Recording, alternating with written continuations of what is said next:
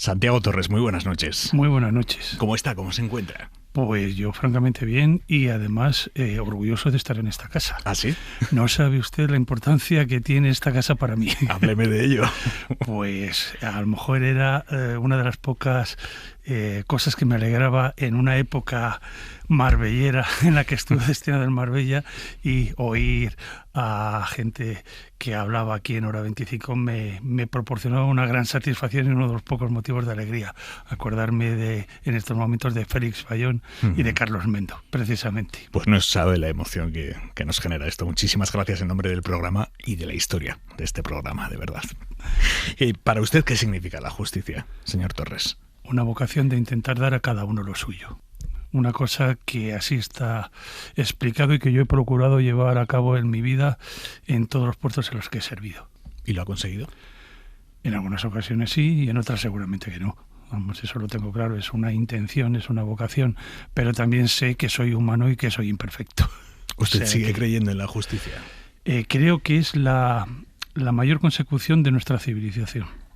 El poder arreglar los problemas y las disfunciones que surgen en toda convivencia humana a través del derecho es la base de nuestra prosperidad y de nuestra civilización. Creo que es la mayor aportación que se ha realizado a la civilidad. Me hablaba de su época de Marbella. Usted instruyó la causa a Jesús Gil por el caso Camisetas a finales de los años del 90. Es el entramado que creó Gil cuando era alcalde de Marbella, presidente del Atlético de Madrid, para apropiarse de 450 millones de pesetas, casi 3 millones de euros, extrayendo dinero de las arcas públicas del ayuntamiento del que él era alcalde para financiar el patrocinio de las camisetas del equipo de fútbol. Este caso, que terminó en condena a Jesús Gil, este caso a usted le cambió la vida. Sí, fue un tema muy especial. Jamás había estado sometido a tanto nivel de presión y la verdad me hizo ver cosas que no creí que hubiera. Por ejemplo. Vamos a ver, yo había vivido situaciones de presión anteriormente. Había sido juez en el País Vasco, había sido juez decano de Barcelona, un juez decano que no era especialmente de la sensibilidad política imperante en aquel momento en la Generalitat de Cataluña.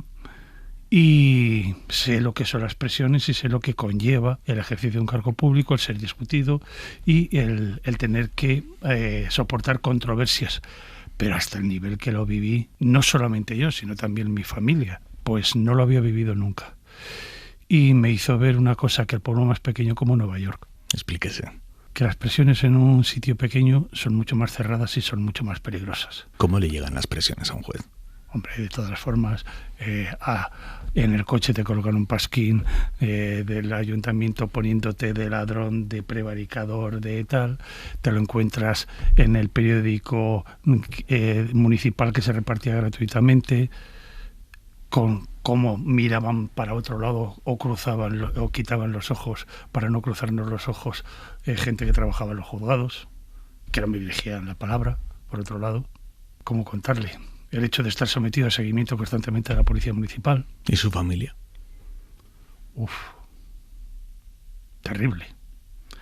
Había una pareja de señores, un señor y una señora, que se colocaban a las 8 de la mañana en la farola de enfrente de la cocina de mi casa y ahí estaban todo el día, salvo cuando salía mi mujer, que empezaban a seguirla 2 metros por detrás de ella, para llevar a los niños al colegio, para ir a comprar el pan, y que se viera ostentoriamente, que estaban siendo seguidos. O sea, ni siquiera no era un espionaje, era una amenaza, una coacción. Era que se supiera que todo lo que se hiciera iba a ser visto y seguido. Eso no lo he vuelto a ver en ningún caso, y he llevado casos importantes, pero como eso no lo he vuelto a vivir. ¿Quién era Jesús Gil? Pues una de las personas más inteligentes que he conocido. Un perfecto actor. Y no se llevó el Goya. Qué pena. Era una persona inteligente, sabía perfectamente el negocio al que se dedicaba, lo conocía perfectamente. El único problema que tuvo probablemente fue el dejarse llevar más allá de donde le convenía ir por los asesores que tenía, que le habían dado unas seguridades que solamente podían estar en la cabeza de esos señores o con otras responsabilidades que mirasen para otro lado continuamente, pero no es previsible que eso pueda suceder permanentemente a lo largo del tiempo. Como persona inteligente se vio después entre la espada y la pared y tuvo que asumir las consecuencias. Él y su familia también, que curiosamente quedó también implicada en todos esos temas y tuvieron que dar explicaciones, de las cuales supieron salir posteriormente porque el único que quedó afectado fue Jesús Gil y afectado por la inhabilitación y posteriormente las condenas del caso Saqueo, que afectaron económicamente directamente a la familia. En cuanto se les condenó a devolver al Ayuntamiento de Marbella, quiero recordar que unos 110 millones de euros o algo por el estilo. ¿Cómo se explica que actuara con semejante impunidad? Porque probablemente no se encontró quien le mirara de cara en todos los años. Probablemente fuera por eso. Yo me encontré con una situación muy llamativa cuando yo llegué al juzgado, quiero recordar que fue el 6 de junio del 97. Y es que ese mismo día que yo tomaba posesión, había un gran revuelo en el juzgado porque iba a ir el teniente de alcalde a reconocer la firma en un juicio ejecutivo. Digo, ¿cómo es esto? Que había que estar poco más o menos poniéndole las alfombras. ¿Pero cómo es eso? ¿Pero quién es ese señor? Un teniente de alcalde. Y además, ¿por qué viene un teniente de alcalde y no viene el alcalde a reconocer la firma de un pagaré librado por el ayuntamiento o de una letra de cambio librada por el ayuntamiento? ¿Por quién es el alcalde? Pero es que tú no sabes quién es. Y el poder que tiene. Claro, después me di cuenta que había pleitesía directa en todos los juzgados y que aquello era como una extensión del ayuntamiento y que estaban todos a las órdenes de allí. Muy particular. Digo, los sitios pequeños tienen problemas de relaciones sociales que no se ven en otros sitios. Hay que verlo para creerlo. Usted fue el malo de la peli. Es curioso que Marbella lo trató a usted como el malo de la peli, ¿no? Podemos decir cambiar la palabra, podemos cambiar la orientación. Las tesis oficiales de los malos es que yo era un perverso que iba a acabar con su régimen.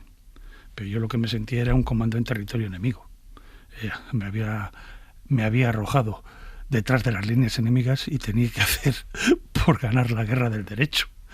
Y era la situación en la que yo me encontraba. Yo nunca me he considerado malo ni que estuviera en el bando de los malos. Estaba sencillamente intentando aplicar el derecho que yo creo que era el que se tenía que imponer. Esa es la vocación, el permanecer fiel a las propias creencias por encima de las conveniencias. ¿Cuántas veces le denunciaron a usted? Pues yo he tenido que soportar a lo largo de mi vida, que he tenido varios casos complicados, al menos 4 querellas y 18 o 19 denuncias administrativas o disciplinarias ante el Consejo General del Poder Judicial. Tenía que dedicarme más tiempo a defenderme que a trabajar casi.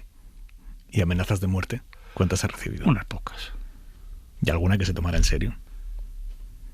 Alguna que me tomara, sí, pero más recientemente. Y no me va a decir de quién. No. Ya, quien tenía que saberlo lo sabe. Curiosamente, eso, quien tenía que preocuparse de mi seguridad lo sabía perfectamente, de forma oficial. Que es el Ministerio del Interior. Y otros. ¿Sus 2 infartos han estado vinculados a las presiones que ha recibido? Sí. Es duro eso, ¿eh? No. Es el compromiso de la vocación. Es sencillamente que yo estaba dispuesto precisamente a cumplir el deber hasta las últimas consecuencias. Es decir, lo que había que hacer por encima de la conveniencia. Y esa es una de las pruebas. A mí me hubiera convenido a lo mejor mirar para otro lado. Seguramente hubiera sido mucho más feliz. ¿Estuvo tentado alguna vez a hacerlo? No, el problema es que por esa vía ha sido imposible. Por la vía de intentarme forzar por las malas nunca lo han conseguido. Y una vez ya conseguida la inhabilitación, se empezaron a acercar para ofrecerme por el lado amable. El que si me gustaba una cosa, tenerlo por centuplicado, el conseguir otras historias. Y vámonos de aquí, que esto no es un sitio decente. ¿En España se compran jueces? Hombre, yo he conocido unos cuantos casos. En Marbella, alguno de mis sucesores ha sido condenado por haber sido comprado. ¿Hay cosa más triste? No es triste. Es muy peligroso. Vamos a ver, considero que un juez es la última frontera de los derechos de los ciudadanos. Es la última frontera. Es el bisturí que utiliza el derecho para defender a los ciudadanos. Si el bisturí está contaminado, está infectado, lo único que sirve es para transmitir más enfermedades. Es un peligro, no es tristeza. Hay que eliminar a todos los casos de corrupción del mundo judicial. Y hay. Lo que pasa es que tenemos un sistema que no permite precisamente la depuración de esos casos. ¿Por qué? Porque se ha confundido la defensa de la independencia judicial con el control de los conflictos de intereses, el control de los ingresos y del régimen de vida, y con el hecho de que no se puede investigar a un juez si no es en virtud de una querella, y solamente se puede poner una querella si es viable en el caso de que se tengan datos objetivos. Y son muy pocos casos los que saltan así. Hay pocos sistemas de control directamente del problema de la corrupción en el mundo judicial. ¿Cómo puede ser en un país en el que tan garantista que la justicia funciona por siempre hay una instancia superior? Quiere decir, llegará un momento en el que no se pueda comprar a quien tenga que tomar la decisión sobre el caso de uno. Vamos a ver. El tema del régimen de recursos es un tema de garantías. Lo que sucede es que el tema de las garantías está también en función de lo que es la carrera judicial. Y el que empieza en un juzgado de distrito, como era mi caso, que yo empecé en un juzgado de distrito, puede acabar en la sala primera del Tribunal Supremo, no es mi caso. Y por tanto que pueden seguir toda la escala de la carrera judicial en base a nombramientos y que tengan distintas responsabilidades en cada momento. Si hay una vena de corrupción, el problema es de que empieza desde abajo hasta arriba, a lo largo de toda la carrera. El problema es que a lo mejor no hemos pensado en quién guarda o quién vigila al guardador. Está hablando del Consejo General del Poder Judicial. Es que creo que hemos visto que el Consejo General del Poder Judicial es uno de los grandes fracasos de la democracia española. Es una de las cuestiones que probablemente haya que replantearse en cómo está diseñado, en cómo funciona y cuál es su estructura, porque de momento es un fracaso. ¿Hay jueces impartiendo justicia que no están en condiciones de impartir justicia? Pues probable. Yo conozco unos cuantos casos que han tenido que ser apartados, primero por problemas de salud mental y otros por razones de incompatibilidades económicas. Yo he conocido unos cuantos casos. Entonces, lo triste es que no haya un sistema de control previo, preventivo, que evite precisamente todos esos casos. ¿Qué es más difícil, o a quién es más difícil encausar en España? ¿A un político corrupto, a un empresario corrupto o al crimen organizado? Bueno, nuestro sistema es un sistema de robaperas y robagallinas. No está preparado para el crimen organizado, bajo ningún concepto. Se puede llevar algún caso, pero con un coste extraordinario y dejándose muchas cosas en el camino. Es imposible. Nuestro sistema es un sistema de la época de la carreta. Es de 1882. Está basado sobre un sistema, además, que es el del juez de instrucción y de la instrucción del sumario de forma escrita. ¿Por qué razón? Porque era la única garantía en una situación de una España con muchas lagunas de analfabetismo, con muchas lagunas también de coordinación y de consistencia jurídica. Este sistema judicial está sobrepasado y no se acomoda a las necesidades criminológicas actuales, ni por supuesto lo que tiene que ver con la globalización de los comportamientos delictivos, ni sobre todo con el tema de la transnacionalización de todas las dinámicas delictivas. Es una cosa clara, vale para robaperas y robagallinas, al que se le puede pillar fácilmente por los sistemas de guardia y prevención del Ministerio del Interior. Aquel que va por la calle, que rompe un escaparate y que puede llevarse el radiocassette o puede llevarse el hurto de lo que hay en un centro comercial. Está pensado para eso, ni más ni menos. Y una cuestión de que sean delitos flagrantes que se acaben inmediatamente. Delitos más complicados, los delitos económicos. Pues francamente he de decir que hay pocos especialistas de temas de delitos económicos. No está preparado todavía esto para llevar el sistema judicial español, para llevar grandes delitos económicos con complejidades como son las que se refleja la vida económica de las sociedades multinacionales que operan en una pluralidad de países. A un criminal que saca el dinero de España, se lo lleva a Londres, de ahí a las Caimán, de ahí a las Seychelles y termina en Jersey, ¿a ese criminal nunca lo vamos a poder empurar? Vamos a ver, es que yo me he encontrado con casos de intentar ejecutar embargos de barcos que están abanderados en San Martín y Holanda se ha negado. Por ejemplo, es que hay muchas vías de escape a través de los paraísos fiscales. Esa es una de las cuestiones que se plantean. He tenido que llevar muchos temas internacionales, he podido hacer muchas cosas a nivel internacional cuando ha habido verdadera cooperación judicial. He tenido que ir unas cuantas veces a Eurojust para intentar coordinarme o con fiscales o con jueces de instrucción del resto de Europa, pero hay casos a los que no se va a llegar prácticamente nunca. Por ejemplo, las operativas también de Malta. Dentro de la Unión Europea, es brutal eso. Es por hablar solo de la Unión Europea. Claro. Por hablar solo de la Unión Europea. Los carruseles del IVA. ¿Cuánto nos ha costado acabar con los carruseles del IVA? ¿Qué son los carruseles del IVA? Pues operativas de defraudación del IVA, de que se compran productos en, por ejemplo, coches en Alemania, se compran por una empresa denominada trucha, de realidad ficticia, que posteriormente aquí en España se lo vende a otro, que es quien definitivamente lo vende. Y lo vende con una rebaja de todo el IVA de ese vehículo, porque quien tenía que haber declarado el IVA es una sociedad ficticia que al final resulta que va a desaparecer en un año porque se la utiliza durante un periodo hasta que es detectada por los grupos de Hacienda. Entonces esa es un carrusel del IVA. La venta aquí en España con defraudación del IVA. ¿Cómo gestiona usted la frustración? Con mucha calma, con mucha paciencia. Pero quiero decir, el sistema puede mejorar sustancialmente. Tenemos muchas cosas por desarrollar en España. Tenemos cuestiones que nos han indicado, inclusive desde Europa, que tenemos que desarrollar, que tenemos que modificar.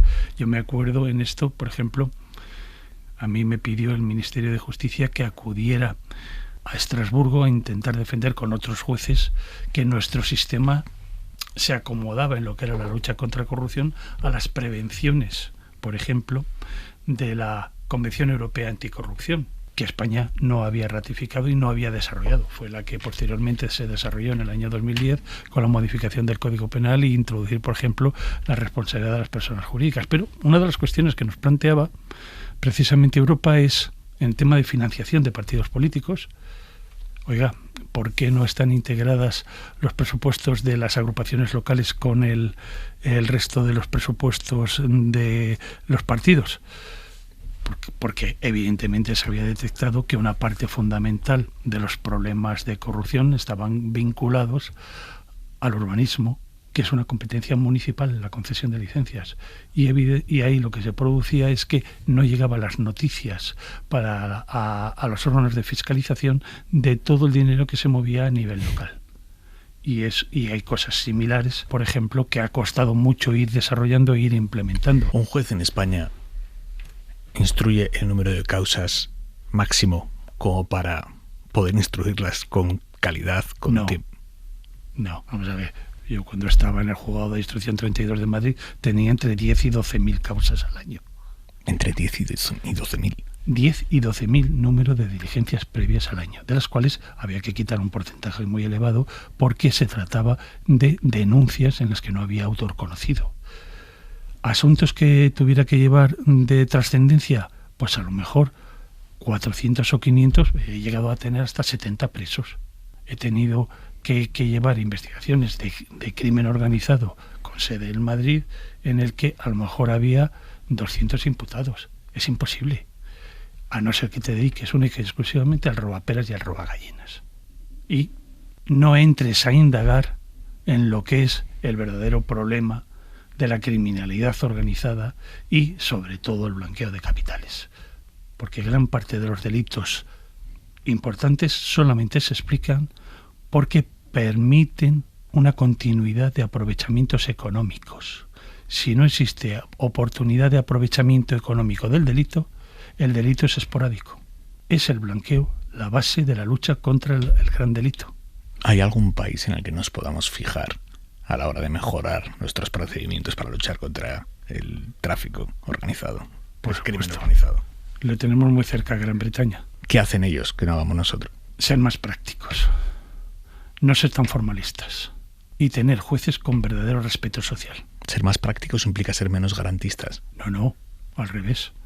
Los jueces son la garantía de los derechos de todos. Yo siempre he dicho que de mayor quería ser inglés. Es una cuestión sencillamente de que son algunos de los profesionales más respetados del mundo. ¿Por qué razón? Primero, porque han sabido mantener su independencia por encima de todo.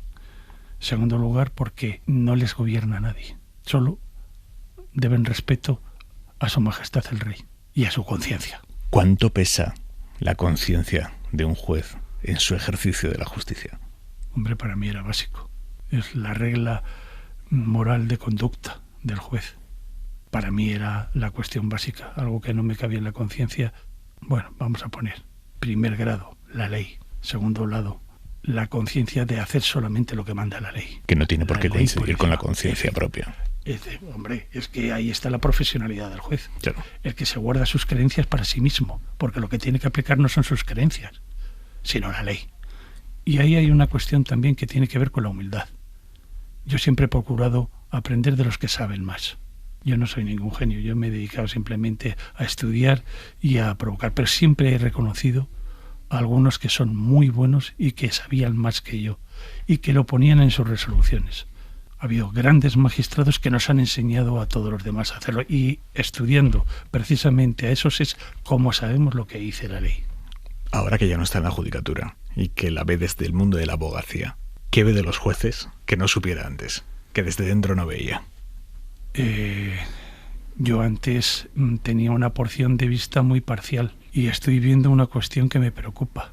El desánimo de muchos jueces porque están cansados ya de soportar encima de sus esfuerzos la marcha de una justicia que cada vez funciona peor y a la que nadie se atreve a poner. Una de las cosas que yo discrepo precisamente con muchos antiguos compañeros míos es el tema del nombramiento de Félix Bolaños como ministro de Justicia. ¿A usted qué le parece? Porque es el primer peso político pesado que hay desde Mújica, desde el año 88. El único peso pesado. Todos los anteriores ministros de Justicia han sido un gran fracaso. Tenemos pendiente de desarrollar todavía la Ley Orgánica del Poder Judicial y la Ley de Planta desde el año 2003. Nadie se ha atrevido a gestionar la desaparición de los juzgados y la transformación en tribunales de instancia. Nadie se ha atrevido a plantear las cuestiones relativas a si necesitamos juzgados de lo mercantil o tenemos que volverlo a recuperar para los tribunales de instancia y repartirlo entre todos los jueces de primera instancia. Nadie se ha planteado el tema de si tienen que desaparecer los juzgados de instrucción e inclusive los presuntos o posibles o hipotéticos tribunales de garantía para que existan solamente tribunales de instancia de lo penal. Nadie se ha planteado todavía si no hay que redimensionar al Tribunal Supremo para que se dedique únicamente a lo que debe ser, un unificador de doctrina legal, y no estarles machacando a celebrar terceras instancias de juicios todos los días. Y nadie se ha planteado el tema de la jurisdicción contenciosa y si tiene que ser mantenida en estos términos para plantearse directamente el hecho de que haya una jurisdicción para los órganos de gobierno y otra para todas las demás administraciones.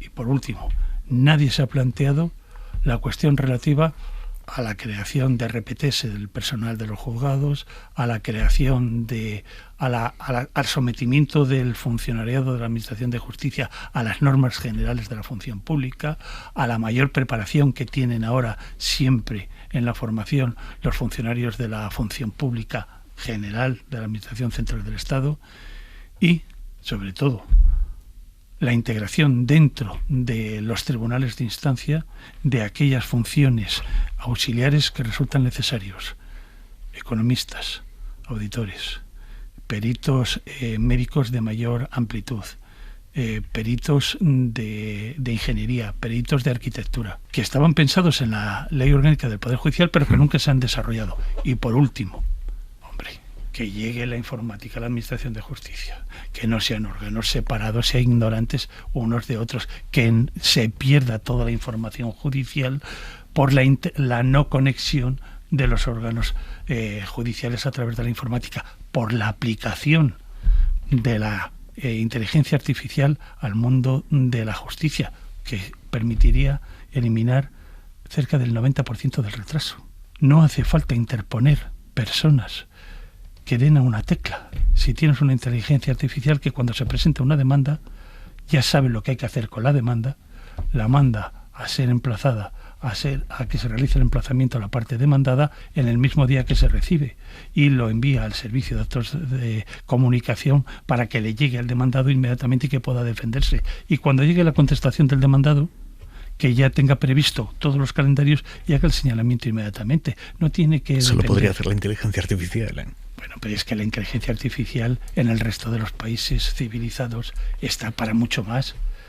Es que la inteligencia artificial pone las sentencias. No sé yo si quiero eso. No, bueno, es que evidentemente tiene sus problemas porque se ha demostrado que hay estudios que demuestran que hay determinadas sentencias que salen con sesgos de raza o de sexo.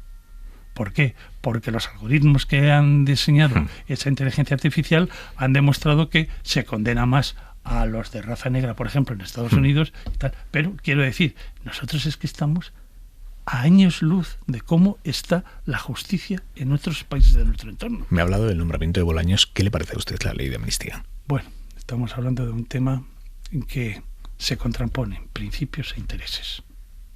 Yo en esto soy seguidor estrictamente de los argumentos que expusieron el exministro Caamaño y otros, creo recordar que eran por lo menos 54 diputados del PSOE contra la ley de amnistía fiscal, contra el decreto ley de la amnistía fiscal, al hablar del principio de igualdad y por qué se rompía el principio de igualdad. Estamos hablando de que una cosa son los principios y otra cosa son los intereses. El tema de los principios no ha cambiado. Absolutamente. Si cambian los principios es que no lo son. Son otra cosa, pero no serán principios. Y el principio del derecho a la igualdad es básico. ¿Por qué razón se considera que no tiene que haber acción penal contra unas personas que puedan haber cometido determinados hechos que estaban definidos como delito en la ley? ¿Por qué se establece ese privilegio para esas personas y no para todos los demás?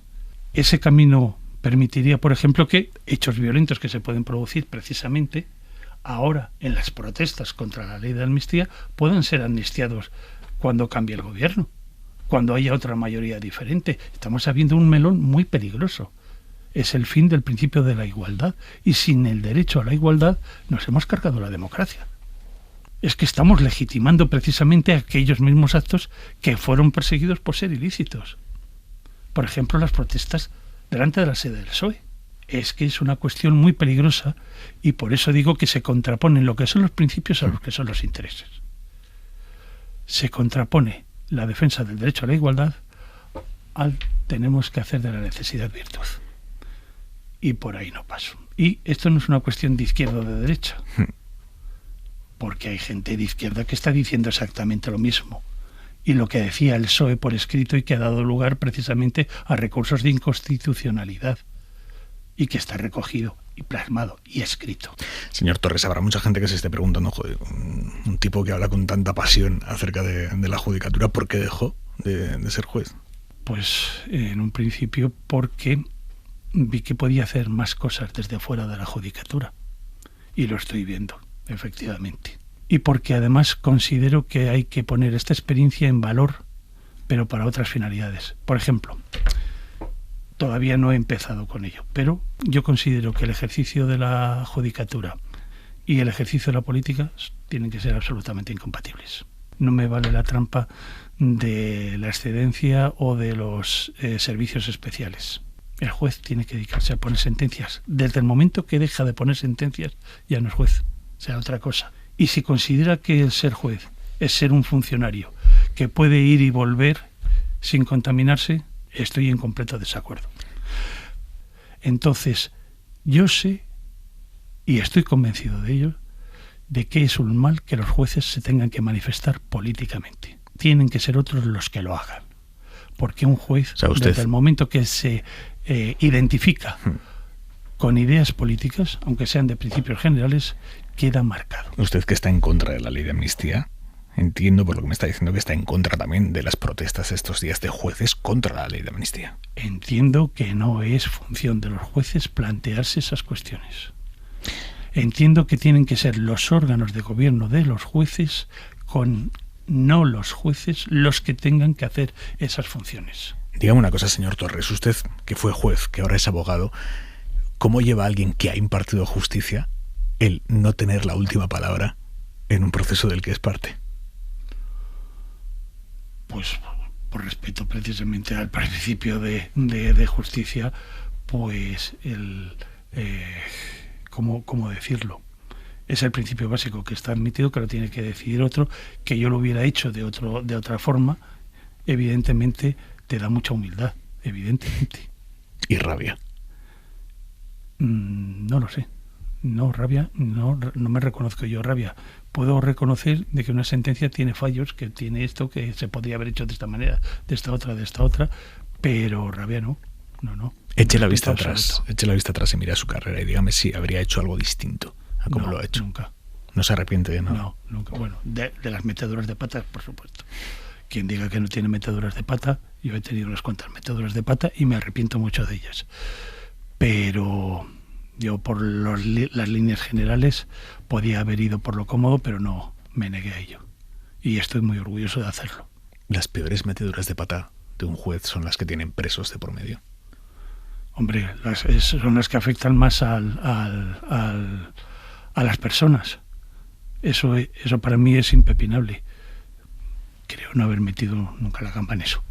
Pero vamos, ha habido más de una noche que me iba a la cama con la preocupación de tener un nombre en la cabeza.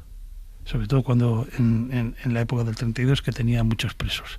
Y había un señor, era yugoslavo, no voy a repetir el nombre, pero todas las noches me iba a la cama con ese corner. ¿Y qué pasa con este? ¿Que se me va a pasar un plazo? No me dejaba dormir. Me tenía que levantar e ir a ver lo que en los papeles míos en el ordenador, qué tenía de él. Le aseguro que las preocupaciones del juzgado quitan muchas veces el sueño.